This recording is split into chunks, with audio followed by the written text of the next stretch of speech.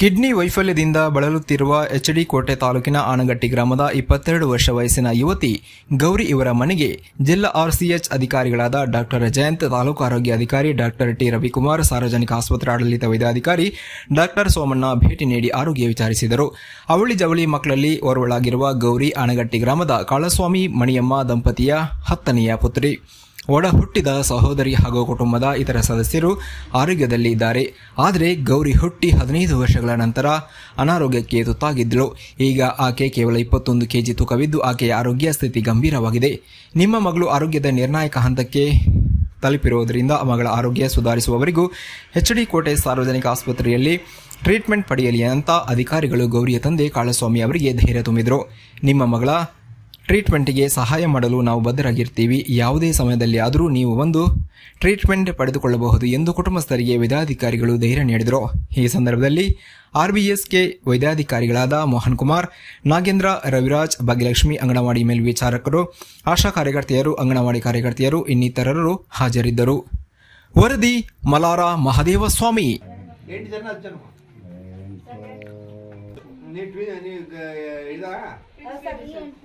ಇಬ್ರು ಎಲ್ಲವಳೆ ಚೆಕ್ಕೂರು ಚೆನ್ನಾಗವಳೆ. ನೀನು ಎಷ್ಟು ಚೆನ್ನಾಗಿದ್ದೆ, ಎಷ್ಟು ಚೆನ್ನಾಗಿದ್ದೆ. ಕಿರಿಯಣ್ಣ ಇದ್ರು ತೀರ್ಕೊಂಡಾರಲ್ಲ ಅವ್ರಿದ್ರು. ನನ್ಗ ಮಾಮೂಲಿ ಓದ್ತಿದ್ನಲ್ಲ 12 ವರ್ಷಕ್ಕೆ ಬರ್ತೀವಿ ಸರ್. 12 ವರ್ಷಕ್ಕೆ ಬಂದ್ರು. ನನ್ನ ಮಾಮೂಲಿ SLC ಓದ್ನಲ್ಲ ಅವಾಗ ಕಂಡಿಡ್ಕೊಂಡದ್ದು ಸರ್. ಹಿಂಗೆ ಕಿಡ್ನಿ ಹೋಗವ ಅಂತ ಕೋಟೆಗೆ ಹೋಗಿ ತಿಳಿಸಿದ್ರು. ಕಿಡ್ನಿ ಹೋಗವ ನಿಮ್ಮ ಮೈಸೂರಿಗೆ ತೋರಿಸ್ಬೇಕು ಅಂತ ಅಂದ್ರು ಸರ್. ನಮ್ಮಣ್ಣ ಹೋಗಿ ಬೆಂಗಳೂರಲ್ಲಿ ವಾಸ ಮಾಡ್ಕೊಂಡು ಬಂದಿತ್ತು ಕಿರಿಯಣ್ಣ. ಈಗ ನಿಮ್ಗೆ 8 ಜನ ಎಲ್ಲ ಚೆನ್ನಾಗವ್ರೆ, ಏನು ಸಮಸ್ಯೆ ಇಲ್ಲ. ಒಬ್ಳಿಗೆ ಇಬ್ರು ಗಂಡು ಮಕ್ಕಳು, ಒಬ್ಬ ಮಂಗ ಶ್ರೀರಂಗ ಕಿರಿಯಣ್ಣ, ಇನ್ನೊಬ್ಬ ಇದ್ದಾನೆ. ಈ 8 ಜನ ಹೆಣ್ಣು ಮಕ್ಕಳಲ್ಲಿ ಇನ್ನೊಂದು ಹೆಣ್ಣು ಮಗು ಏನಾರ ತೊಂದರೆ ಇದೆ ನಿಮ್ಮ ಫ್ಯಾಮಿಲಿ? ಬುದ್ಧಿಮಾಂದ್ಯ ಆತರ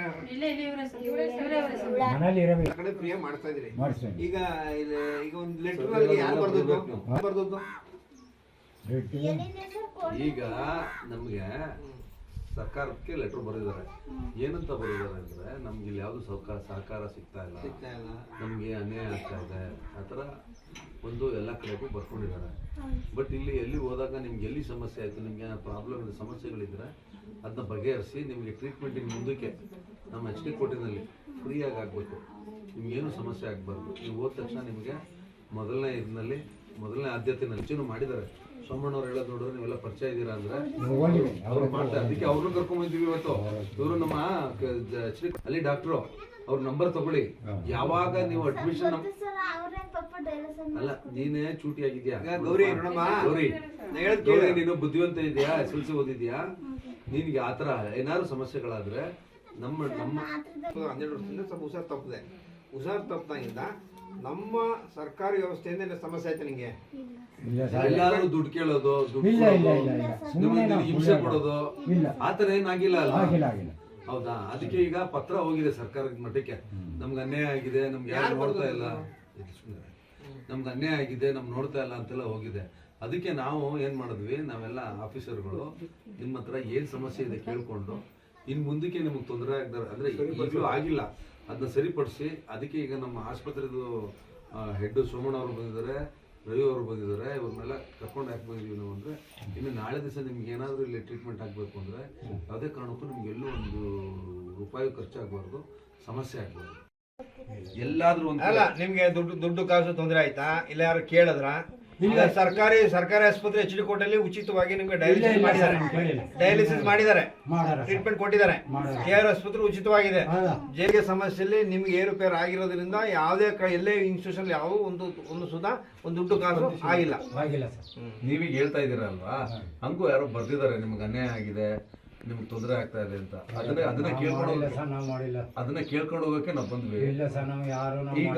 ಈಗ ನಾವು ಈ ಮಗುದು ಏನು ಗೌರಿ ಇದ್ದಾಳೆ, ಇವಳಿಗೆ ಏನ್ ಮುಂದಕ್ಕೆ ಮಾಡಬೇಕು ಅನ್ನೋದು, ಈಗ ನಿಂಗೆ ಏನ್ ಬೇಕು, ನೀನು ಬುದ್ಧಿವಂತ ಇದೆಯಾ, ಸರ್ದು ನಂಬರ್ ಇಟ್ಕೋ, ಸೋಮಣ್ಣದು ಮತ್ತೆ ರವಿ ಸರ್ದು, ಇಬ್ರು ಡಾಕ್ಟರ್. ನಾವಿಬ್ರು ಇದೇ ತಾಲೂಕ್ನವರು, ಇದೇ ಊರಿಗೆ ಬಂದಿರೋದು. ಅರ್ಥ ಆಯ್ತಾ? ನೀನು ಹೆದರಿಕಬೇಡ, ಏನಿಲ್ಲ, ನಿಂಗೇನು ಸಮಸ್ಯೆ ನೀನು ಅಲ್ಲಿ ಇಲ್ಲಿ ದೂರ ಹೋಗ್ಬೇಡಪ್ಪ. ಏನಾದ್ರು ಇದ್ದಲ್ಲಿ ನಮ್ಗೆ ಹೇಳು, ನಮ್ಮಲ್ಲೇ ಡಯಾಲಿಸಿಸ್ ಯೂನಿಟ್ ಇದೆ. ಬೇಕಾದ್ರೆ ಒಂದು ಸೈಕಲ್ ಜಾಸ್ತಿ ಮಾಡಿಸೋದಾಗಿ ಇವಳಿಗೆ ಅಂತಾನೆ ವ್ಯವಸ್ಥೆ ಮಾಡ್ಕೊಡ್ತೀವಿ. ನಮಗೆ ನಿಮ್ಮ ಮಗಳಿಗೆ ಈ ಥರ ಆಗಿರೋದು ನಿಮ್ಗಲ್ಲ, ನಮಗೂ ನೋವು ಇದೆ, ಬೇಜಾರು ಇದೆ, ಅದು ಎರಡನೇ ಮಾತಿಲ್ಲ. ಬಟ್ ವಿಧಿ ಆಟ, ದೇವರ ಆಟ ನಾವೇನು ಮಾಡೋಕ್ಕಾಗಲ್ಲ. ಏನು ಈಗ ಅದ್ರ ಮೇಲೆ ಕಂಪ್ಲೀಟ್ ಈಗ ನಿಜಾನ ಸುಳ್ಳು ಮಾಡ್ತೀವಿಲ್ಲ, ನನ್ಗೆ ಎಲ್ಲೋದ್ರೂ ಒಳ್ಳೇದು ಮಾಡಾರ. ಯಾಕಂದ್ರೆ ನಾ ತಿಳ್ದಂಗೆ ಒಳ್ಳೆ ಸುಮ್ಮನೆ ಅಲ್ಲೂ ಒಳ್ಳೇದಂಗ ನಮ್ಮ ಹುಡುಗಿಗ ನೀರು ತೊಳೆದು ಮೇಡಮ್ದಿರು ಸಿಸ್ಟರ್ ಎಲ್ಲ ಡಾಕ್ಟರ್ಗಳೆಲ್ಲ ನೋಡಿ ಪ್ರೀತಿ ಪ್ರೀತಿಯಿಂದ ಮಾಡೋದು ಸರ್ ನಮ್ಗೆ. ಬಟ್ಟೆ ಬರ ಎಲ್ಲ ಹಾಕಿ ನೀರು ತೊಳೆದು ಎಲ್ಲ ಕಳಿಸಾರ ಸರ್. ಕಿರಣ್ ಡಾಕ್ಟರ್ ದೇವ್ರು ಸರ್.